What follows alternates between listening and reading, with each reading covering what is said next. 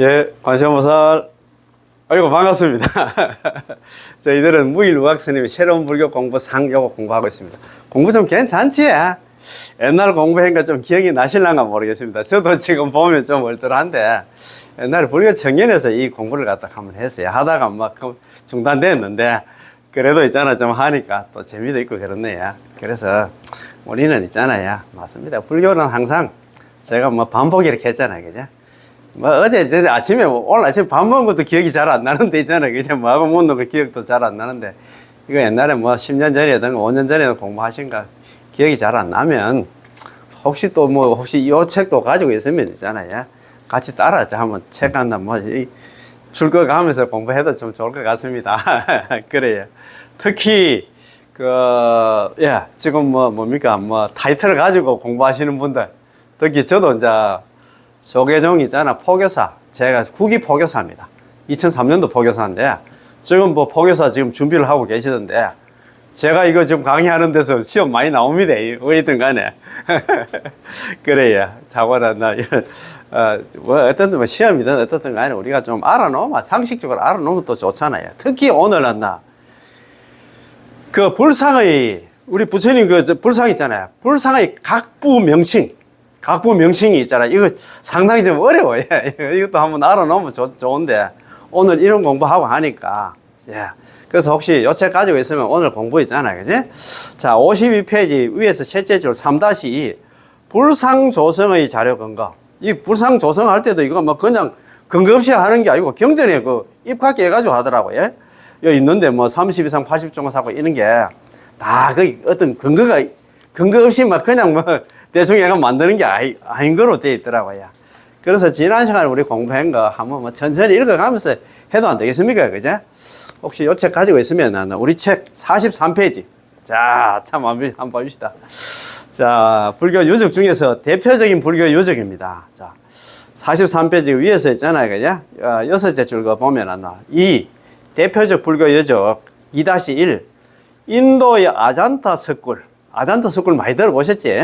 뭐 제초의 석굴인 건 모르겠습니다만, 기원전 2세기에서 기원 후 6세기 말까지 거의 한 800년 정도 있잖아요. 그냥 조성된 그런 석굴입니다. 인도의 데칸고원 서부에 위치한 아잔타 마을 근처에 있는 절벽을 봐서, 아잔타 마을인데 거기에 이제 절벽이 있었는데 그 절벽을 봐서 만든 인도 최대 불교 석불 사원입니다. 아잔타 석굴이 그렇다 이 말입니다. 인도의 남북을 갖다가 있는 교통요지 가까이에 있으며 불교의 전파에 따라서 옛날에 실크로드 그런 얘기를 많이 하잖아요. 기원전 2세기 경부터 개굴되어서 이게 BC 2세기 경부터 있잖아. 굴을 파기 시작했답니다. 총 길이가 500m에 달합니다. 500m 같으면 참 크고 작은 29개의 석굴은 스님들이 거주하는 성원이고, 그게 요사체라 생각하면 됩니다. 성원이고, 불탑을 모시는 당, 이제 법당이 있잖아요. 그 요사체하고 성원하고 당으로 이제 이루어졌는데, 그게 요사체하고 스님들이 거주하는 요사체하고 불탑을 모시는 있잖아. 법당으로 이제 이루어져 있습니다. 조각이나 장식도 화려하지만 특히나 벽화의 일부는 인도 예술을 갖다 대표하는 최고봉을 갖다 이루고 있습니다. 벽화의 주제는 부처님 전기라든가, 우리 전기 있잖아. 팔상성도 같은 거, 우리가 부처님 일대기 있잖아요. 팔상성도만 봐도 있잖아. 부처님이 탄생하고 있잖아. 그런 거 나오잖아요. 출가하고, 그 다음에 성도하고, 그런 거 있잖아요. 수도하고, 그런 거, 설산, 수도상 그런 거 딱 보면, 바로 우리가 알 수 있잖아요. 그지? 자, 전기나 부처님의, 전생설화, 이렇다 자타카, 우리 본생담이라고 하잖아요. 줄을 갖다 이루고 있습니다. 벽화에 그걸 갖다 그려놨는 모양입니다. 인도 회화 사상 유래가 없는 걸작으로서 그 양식은 중앙아시아 중국을 거쳐서 한국에도 전해졌습니다. 1983년 유네스코에 세계문화유산으로 등재가 됐답니다. 지정이 됐답니다. 그지? 자, 2-2 중국의 3대 석굴. 자, 공부 한번 해봅시다.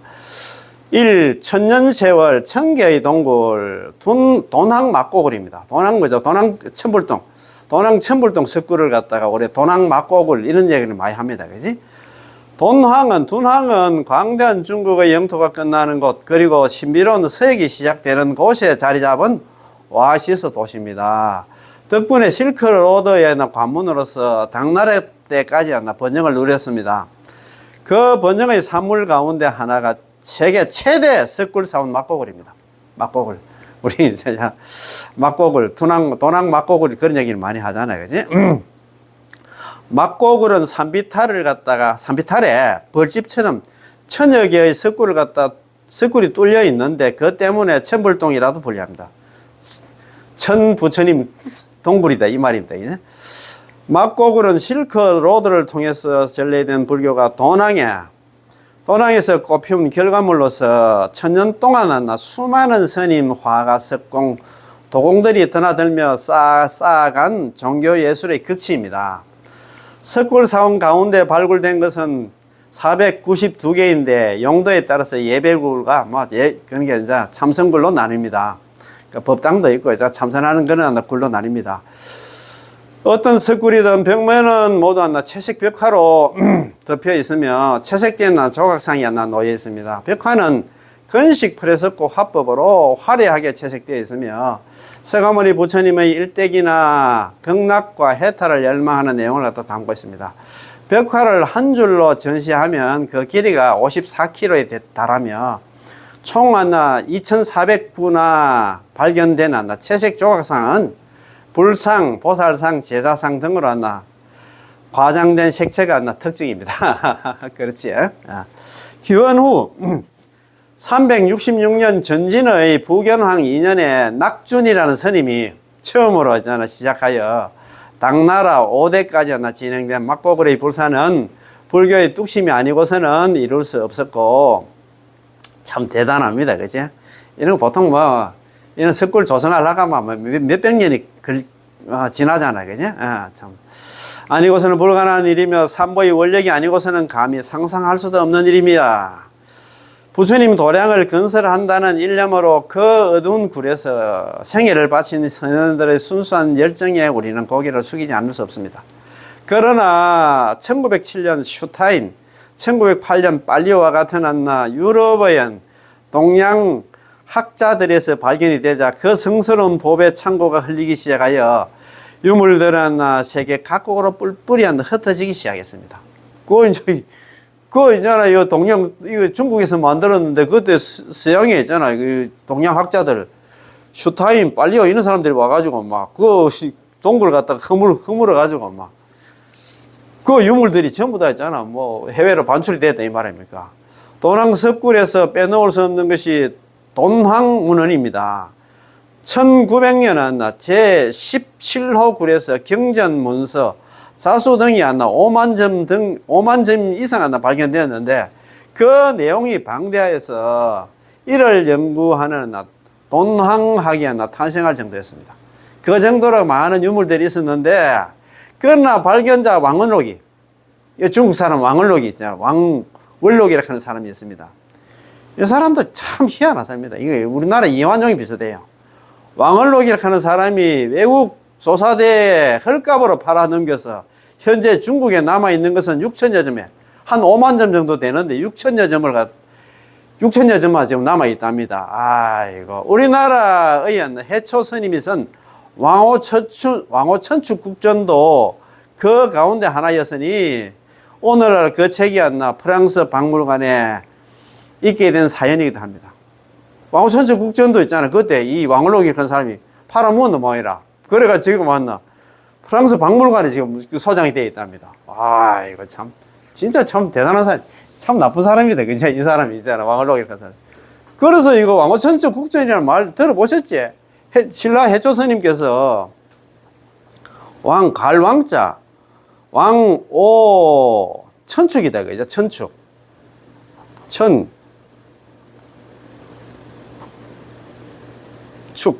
축 국전입니다. 나라 국자에다가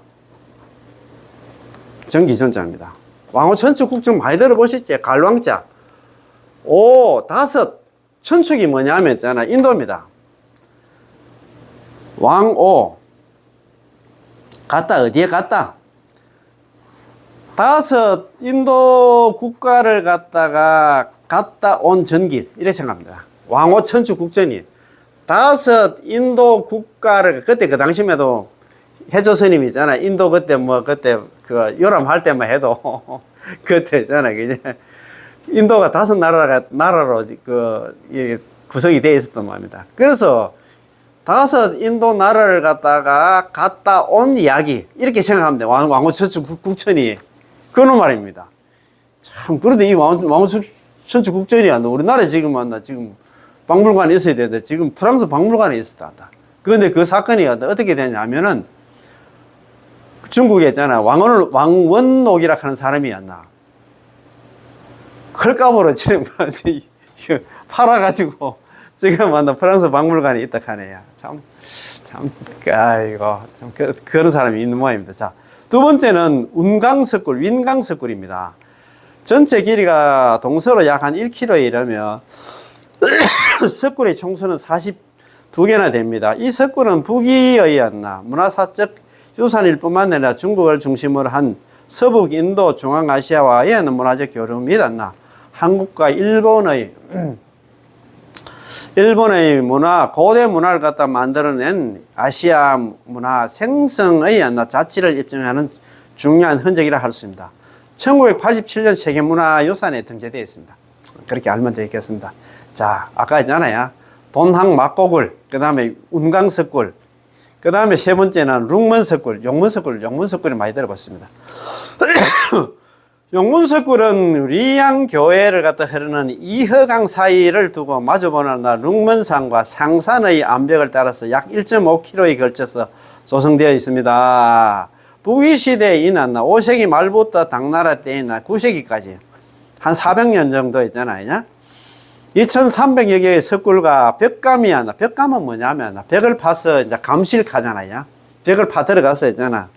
벽감이 조성되어 있고 내부에 총 10만 점이 넘는 불상, 그 다음에 2800여 개의 명문이라든가 글이라든가 40여 개의 탑이 조각되어 조성되어 있습니다. 다퉁의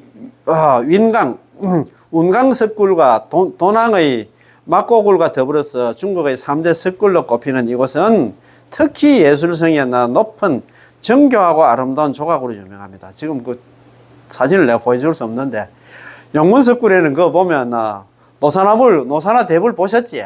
그 대단합니다. 노사나대불, 이게 아미타 부처님인데, 노사나대불 이거 조성을 누가 했냐면, 공사감독이 누구냐면, 우리 지금 남한타월 연구를 할 때 있잖아요. 오분권 지었나, 중국의 선도대사님이 한다. 공사감독을 한다. 설계 공사감독을 갖다. 척천무후가 있잖아요. 선도대사님한테 설계하고 공사감독을 시켰답니다. 야, 암벽을 따서 벌집처럼 늘어서는 크고 작은 굴 안에 불상이나 불탑이 모셔져 있는데, 불상은 높이가 무려 10여 미터가 넘는 것부터 해서 수센치 밑에 불과한 작은 것까지 실로 다양한 모습입니다. 10만여 점이 넘는 불상 하나하나가 제각기 다른 표정을 갖다가 표정에 뛰어난 솜씨와 멋을 갖다 자랑하고 있다니 과관이 아닐 수 있습니다. 다만 오랜 세월 방치하면서 훼손된 부분이 많은 것은 안타까운 일입니다. 그렇잖아요. 우리나라도 보면 부처님 코 같은 거 떼고 귀 같은 거 떼고 목 떼고 하면 아들 놓는 데 해가지고 그렇게 있잖아요. 훼손하신 분들이 많습니다. 그죠? 불상의 머리를 갖다가 소장하면 복이 온다는 미신 때문에 불상 머리를 갖다 떼가 갔나 그런 불상도 많고, 그 외에도 도굴단에 의해서 불법 반출, 문화혁명 당시에 홍위병에 의한 파손 흔적도 뚜렷합니다. 2000년 세계 문화유산으로 등재되어 있습니다. 2-3 한국의 석굴암 부처님 한번 봅시다. 자, 1995년 유네스코 세계문화유산으로 등재된 석굴암은 화강암을 다듬어 쌓아 올렸는데, 전실 앞쪽은 네모 모양으로 되어 있고, 그것도 제가 석굴암 내가 몇 번 가봤습니다. 앞쪽은 네모로 딱 되어 있습니다. 그리고 안에 들어가면 이제 뭡니까? 타원형으로 되어 있다 할까? 돔형으로 되어 있지, 그지? 전실은 네모형이고, 부처님이 계신 주실은 원형의 둥근 돔 모양의 천장을 하고 있습니다. 또한 석굴은 현대의 학자들이 조사한 결과 정확한 황금 비례에, 황금 비율에 맞춰서 조립되었고, 석굴 안의 불상들도 그 수치를 정확하게 맞추어 제작했습니다. 이것도 김대성이가 조성했다 하지. 김대성이가 뭐 석굴암 조성하고, 그 다음에 불국사 조성했다 그런 얘기 많이 나오잖아요. 예, 그렇습니다. 그지? 석굴암의 불상들도 그 수치를 정확하게 맞춰서 제작하였습니다. 불상들의 순서도 지상에서 부처님 세계로 들어가는 이 사바세계 부처님 극락으로 들어가는 깨달음 얻는 순간을 재현하였습니다. 그렇게 석굴암은 균형과 조화, 사실과 신비의 경계를 아우르는 동아시아 최고의 작품입니다. 석굴암 부처님의 상호는 신앙의 힘, 삼보의 원력이 아니고서는 이루어낼 수 없는 대작 불사였습니다. 일본의 고고학자 하마다는 아버지로 보려니 너무나 자비롭고 어머니로 보자니 너무나 엄격하다라고 말을 하였고, 미국의 조각자 존 W 로던이라는 사람은 많은 불상을 보아왔지만 볼 때마다 그저나 많은 수고를 하였구나는 생각이 들 정도였으며, 석굴암 부처님 앞에 선 순간은 저절로 모자를 벗고 싶은 생각이 났다. 이 얼굴은 지구상에서 제일 평화로운 얼굴이다 라고 말했습니다. 야, 참, 외국인들이 이렇게 더 있잖아요. 이렇게 칭찬을 합니다. 자, 2-4 우상의 문제입니다. 그지? 자, 우리는 언제부터 기복이니 우상이니 특히 기독교인들이 많이 합니다. 그 불상을 갖다가 뭐 우상이라고 하면 저거는 십자가 말라고 붙여놨는데 그 말 아닙니까? 그지? 기복이니 우상이니 미신이니 하는 말을 써왔습니다. 8.15 광복 후에 미국의 영향 아래 놓인 우리나라는 미국 가면 서양 종교, 기독교, 절대 우월이라는 회개한 논리를 강요당했습니다. 동양의 모든 순간 종교의식을 기복, 미신하는 우상이라는 말을 비하해 왔는데, 사실 그런 말들은 그전에는 전혀 사용하지 않던 새로운 말들이었습니다. 그래가지고 우리나라가 광복이 됐잖아요. 그래서 미군이 들어와서 그때 메가다가 들어오자마자 우리나라를 기독교 국가로 만들기 위해 그렇게 노력을 했잖아요. 그런데 우리나라는 홀라당 다 넘어갔어. 그런데 일본이라든가 대만 같은 경우에도, 일본 같은 경우에는 지금 말씀 들어보니까, 아까 저번에 제가 말씀드린 보광 큰 스님 있죠. 동대 총장 하셨던 보광 큰 스님 본문 속에 한번 들어보니까, 일본의 기독교, 천주교, 신천지 다 포함해가지고 120만. 일본의 인구가 1억 5천만 원인데 1%도 안 된다고 이야기하시는 것 같더라고요.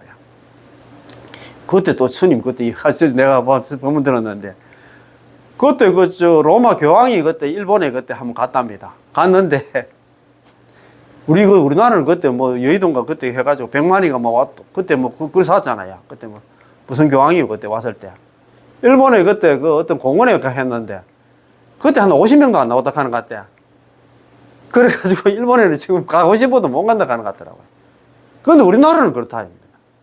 그리고 이제 대만도 그때 처음에 대만도 그때 일본에서 독립이 됐잖아요. 그래가지고 대만도 기독교화 시키려고 했는데, 지금 대만에 기독교 인구가 한 10%도 안 된다 하는 것 같더라고요. 전부 불교로 가는 것 같더라고요. 우리나라는 와 그러는 모르겠다. 우리 스님들한테도 문제가 있겠지, 그지? 어떻든 간에, 참, 우리 불자들한테, 스님뿐만 아니라, 우리 모두들한테 있잖아. 문제가 있습니다. 자, 그런데 이제는 우리 동양의 종교학자들조차도 사고에 아무런 역 없이 마구 쓰는 형편이 됐습니다. 그러나 그러한 소박한 바람 하나, 기도가 기복이라면 어떻게 희망이 있을 수 있으며 어떻게 믿음 없이 종교의 문에 들 수 있겠습니까?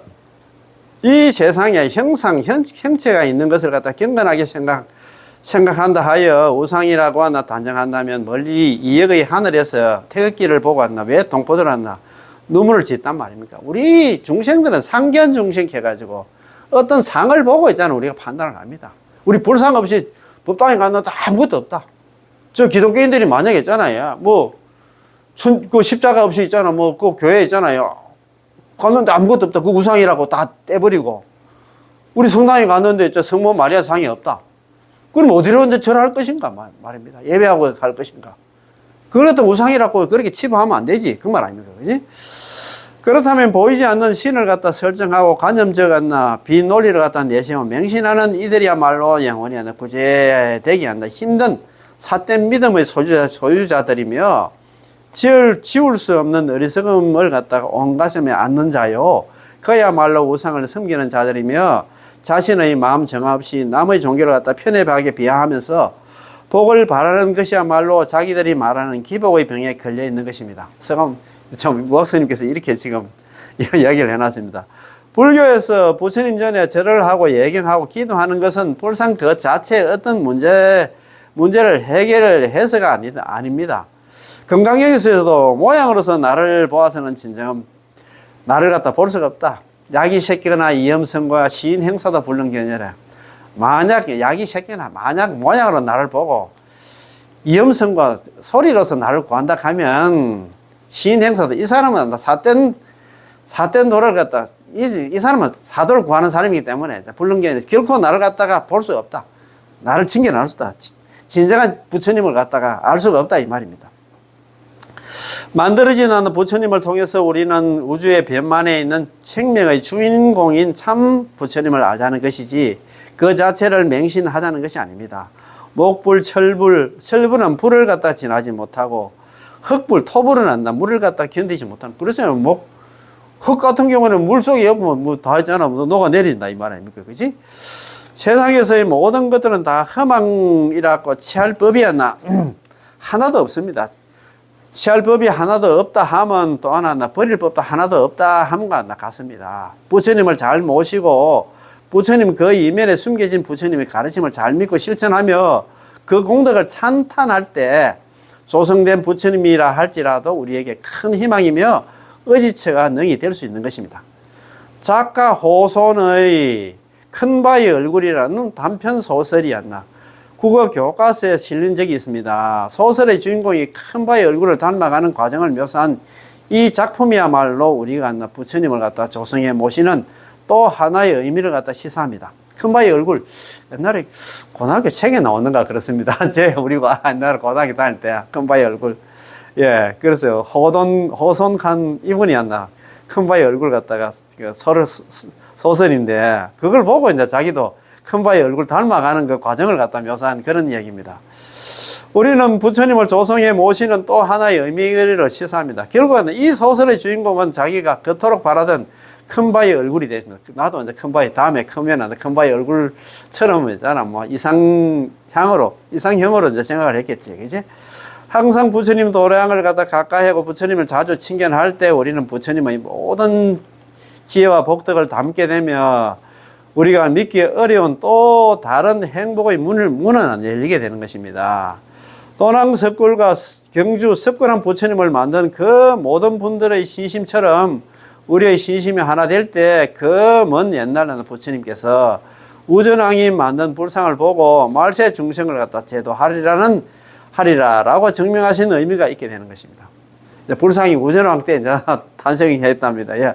요약하여 우리가 부처님을 갖다 조성하여 만들어 모시면 우리가 불상 조성하는 이유가 뭐냐 하면 첫째, 형상의 부처님을 통해서 그 이면에 숨겨진 진리, 공덕신 영혼의 부처님을 모시는 일이고 형상을 통해서 우리가 있잖아. 우리도 부처님처럼 닮아가려고 했잖아요. 부처님 가르침을 갖다가 우리가 배운다 이 말입니다. 둘째는 그 참 부처님의 이미지를 촉발하는 일이며 셋째는 비록 형상이지만 30 이상 80종의 덕상을 갖다가 자주 봄으로써 몸과 마음 모두 부처님을 담기 위해서다. 우리가 불상을 갖다가 조성하고 불상을 갖다가 모시는 이유가 부처님 우리도 부처님 같이 그런 노래도 있잖아요. 우리도 부처님 닮아가려고 이렇게 모신다. 그게 우상이 아니다 이 말입니다. 기독교인들이 있잖아요. 십자가 모시고 있잖아. 우리가 성당에 가톨릭 신자들이 있잖아요. 집에 있잖아요. 그지? 성모상을 모시는 그 이유가 전부 다 있잖아. 다 있잖아. 우리도 성모처럼, 우리도 부처님처럼 우리도 예수처럼 그렇게 나도 닮아가야 되겠다. 그렇기 위해서 지금 십자가도 모시고 성모상도 모시고 부처님 불상도 모신다 이 말 아닙니까? 그렇지? 3. 불상 해화의 구체성. 불상이란 부처님의 존상을 뜻합니다. 좁은 의미에서는 진리를 깨닫고 최고의 경지에 이른 부처님의 형상만을 의미하지만 넓은 의미에서는 불상은 사찰에서 봉헌하고 있는 각종 보살상과 나한상 및 불교의 수호신이나 신중상도 모두 포함됩니다. 자, 3-1 불상의 연원입니다. 불상이 탄생하게 된 배경입니다. 어떻게 탄생이 됐나 한번 봅시다. 1. 경전의 근거. 불상 조성의 유래가 되는 이야기가 정일 암경 권 28, 그 다음에 대방편 불본경 권 3, 관불 삼매 해경 권 6, 불설 대성 조상 공덕경 권 6 등에 나타나 있습니다. 자, 첫 번째 내용입니다. 경전에 그 근거가 있어요. 경전에 이렇게 나타납니다. 자, 그 내용입니다. 자, 유래입니다. 자, 부처님의 어머니이신 마야 보이는 부처님을 낳은 지 한 7일 만에 돌아가셔서 유lum빈이 동산에서 있잖아요. 무술을 잡고 태어났잖아요. 그때 인도의 풍습이 우리 이제 엄마들이 아기를 놓으려고 하면 그거 친정에 가서 낳았답니다. 그래 카필라 성에서 자기 그 외갓집이 어디냐면 친정이 어디냐면 콜리성인데 카필라 성이 콜리성으로 가다가 뭐 중간에 가고 갑자기 상기가 있어가지고 아기를 놓게 됐답니다. 그래가지고 7일 만에 돌아가셨잖아요. 그지? 돌아가셔서 도리천이라는 하늘 아래에 태어났습니다. 그래도 이제 마야 부인은 돌아가셔가지고 도리천에 태어났답니다. 그지? 그래서 큰 깨달음을 이루신 부처님은 어머니를 제도하기 위해서 기원정사를 떠나서 수미산 정상에 있는 도리천으로 올라가서 어머니께 예경하고 법을 설했습니다. 야, 참네.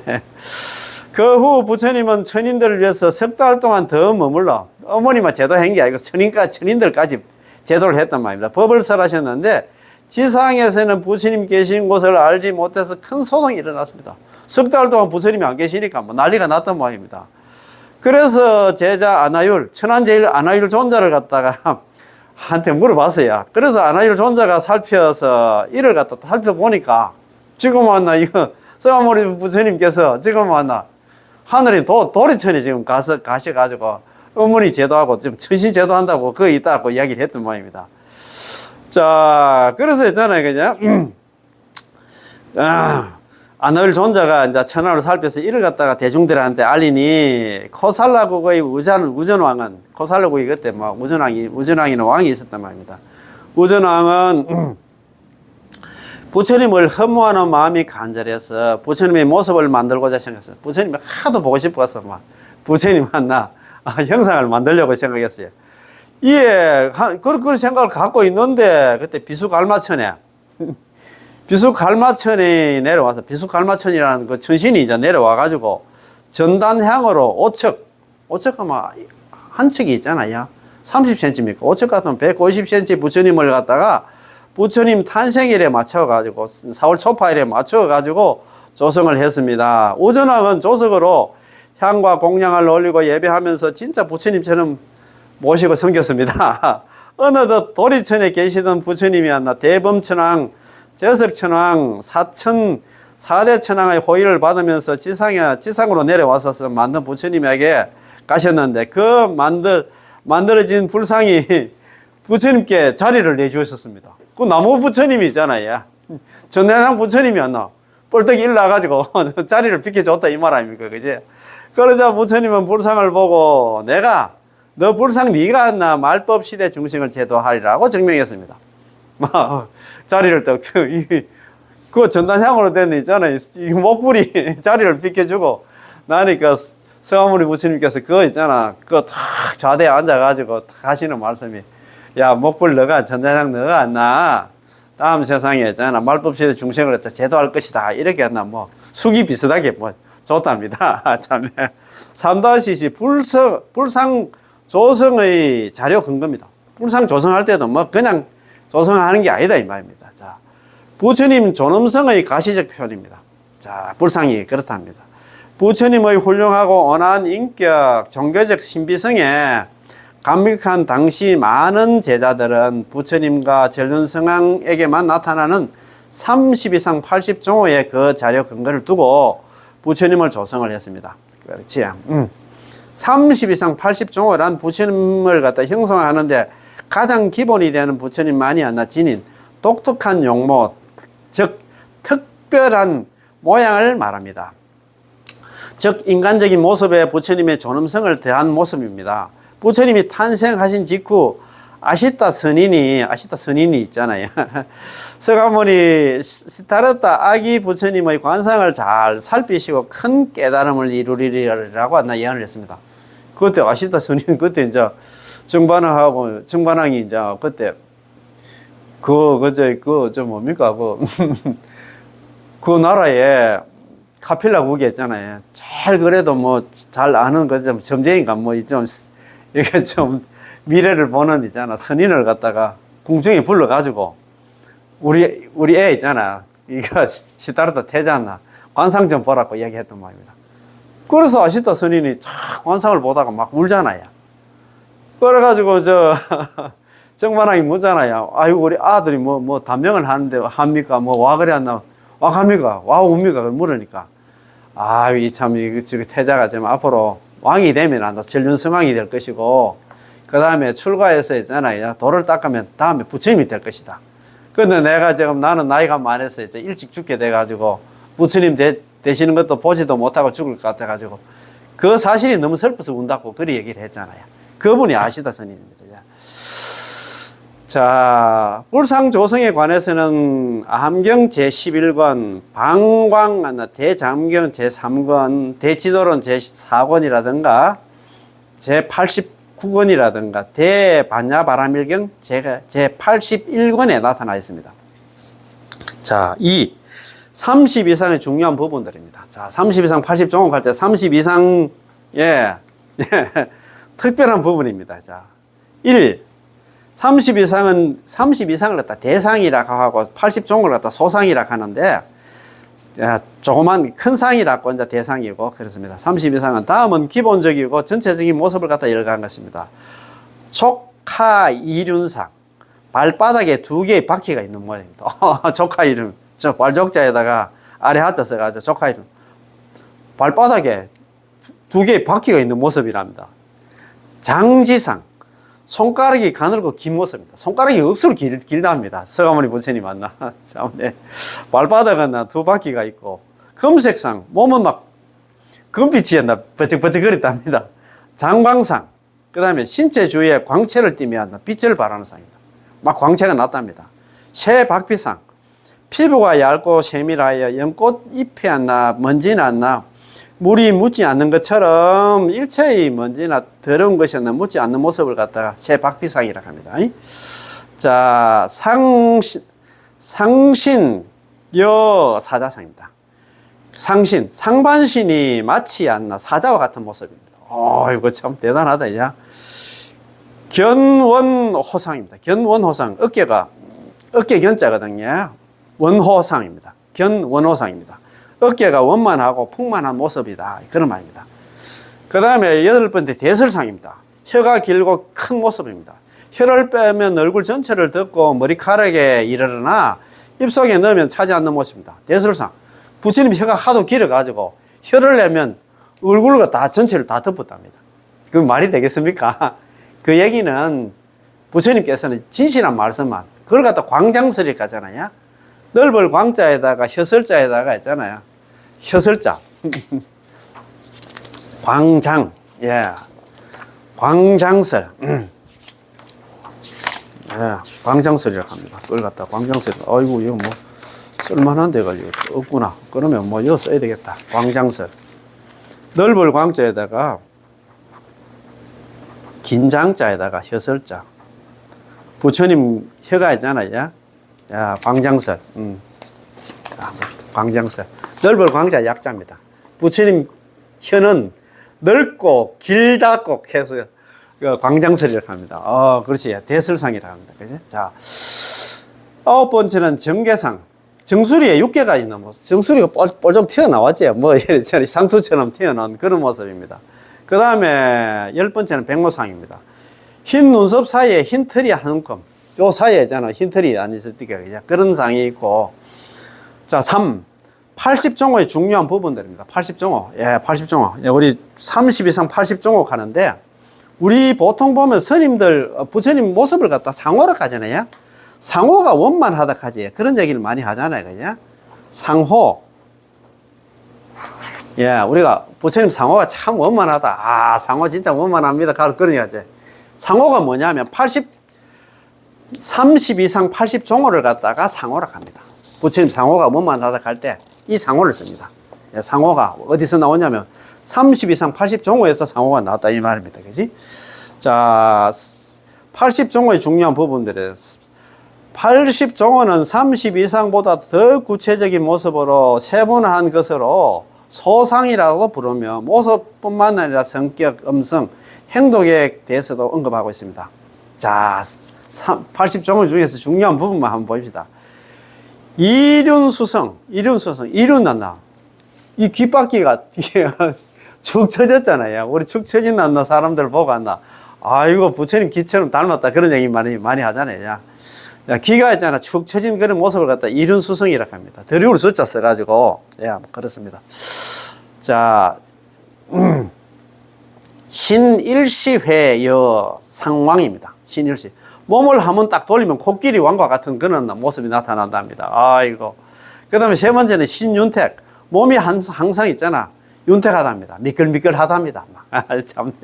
네 번째는 일체락관입니다. 일체를 갖다 즐겁게 보는 그런 눈을 가졌답니다. 그 다음 다섯 번째는 면불대상입니다. 면불대상. 대장입니다. 대장. 얼굴이 좁거나 길지 않고 적당하게 생겼답니다. 자, 여섯 번째는 순적여 빈파과색. 순적. 붉은 입술은 빨개서 빈바 열매 색과 같답니다. 항상 부처님이 입술은 빨갛고 그렇답니다. 참, 부르쭉쭉하고 그러면 안 되겠지, 그죠? 그렇습니다. 예. 그 다음에 일곱 번째가 모우선입니다. 털은 있잖아요. 오른쪽으로 있잖아. 말려 있다며. 털이. 머리카락이 이제 오른쪽으로 이제 말려 있답니다. 그 다음에 여덟 번째는 모공출향기입니다. 모공에서, 털구멍에서 향기가 항상 났답니다. 참, 네. 머리카락, 이 털 같은 데서 향기가 항상 나왔답니다. 아이고야. 아홉 번째는 복불현입니다. 복불. 배가 이제 배가 튀어나오지는 않았답니다. 아이고, 참. 배 나오신 분들은 열심히 절하면 됩니다. 열 번째는 광조 이신행입니다. 몸이 가는 곳마다 이제 광명이 있잖아. 비쳤답니다. 아, 이런 것도 좀 특이하잖아요. 그지? 자. 11번째는 불경중생. 중생들을 가볍게 여기지, 절대 여기지 않는답니다. 불경중생. 아니불자에다가 가벼울 경자에다 중생들을 가볍게 절대 여기지 않는 그런 모습을 가지고 있답니다.